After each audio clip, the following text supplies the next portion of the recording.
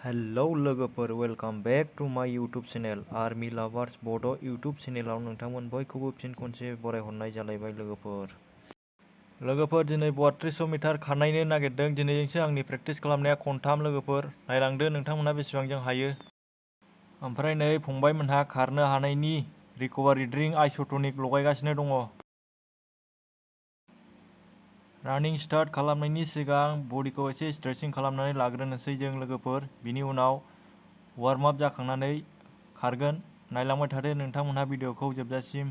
आरो नोंथाङा चेनेलाव गोदानबा अन्नानै लाइक शेयार कमेन्ट खालामनो दाबाव। साबस्क्राइब खालामनानै ला। फेसबुक वाट्सएप ग्रुप लोगोफोरनो शेयार खालामनानै हो। खारनायनि सिगां एसेबाबो बडिखौ स्ट्रेचिं खालामग्रोनांगौ। बिनि उनाव वार्म आप खालामनांगौ। वार्म आप खालामखांनानैसो खारनांगौ दे लोगोफोर। डाइरेक्ट खारनो नाङा। डाइरेक्ट बेबायदिनो 3200 मिटार खरा स्पिडआव खारनो नाङा दे लोगोफोर। बडिखौ गरम खालामनानै लाग्रोनांगौ। बिनि उनावसो स्पिड खारनांगौ दे। नङाबा इन्जुरि जायो, आघात मोननानै थायो। खारनायनि सिगां माबोरै स्ट्रेचिं खालामनांगौ, खारनायनि सिगां माबोरै वार्म आप खालामनांगौ बिनि भिडिअ आंनि चेनेलाव थांनानै नायबानो नुनो मोनगोन नोंथांमोनहा नायाखैबा।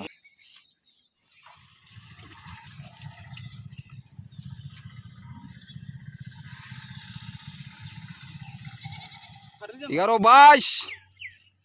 Hadi bana süre miçun. Hıdı. Untres. Hıdı şimdi. 33. Şimdi ne soru çağına go.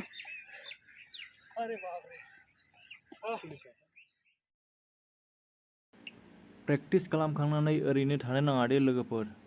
Normal strike मारिनांगौ। खारखांदों होननानै ओरैनो थानो नाङा दे लोगोफोर। स्ट्राइक मारिनांगौ। गोलाव स्टेप आगान सुरनानै खारनांगौ लोगोफोर। स्ट्राइकखौ माबोरै खारनांगौ, माबोरै स्ट्राइक मारियो बिनि सोमोन्दैबो आङो भिडिअ हगारखांबाय सिगाङाव लोगोफोर। नोंथांमोनहा नायनो हागोन। अके लोगोफोर, बेबायदिबा दिनैनि भिडिअखौ स्टार्ट खालामनोसै। 3200 मिटार खारनाय दि दिनै आंनि थार्ड टाइम खारनाय प्रेक्टिस खालामनाय लोगोफोर। नायलांदो नोंथांमोनहा भिडिअखौ जोबजासिम। जय बर' हारिनि जय हिन्द।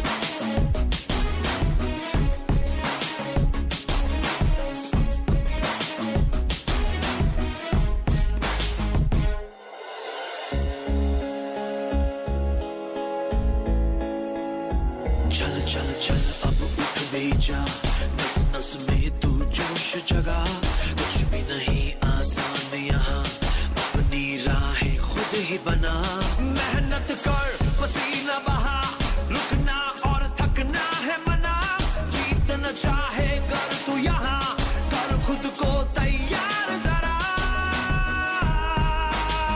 get ready to fight.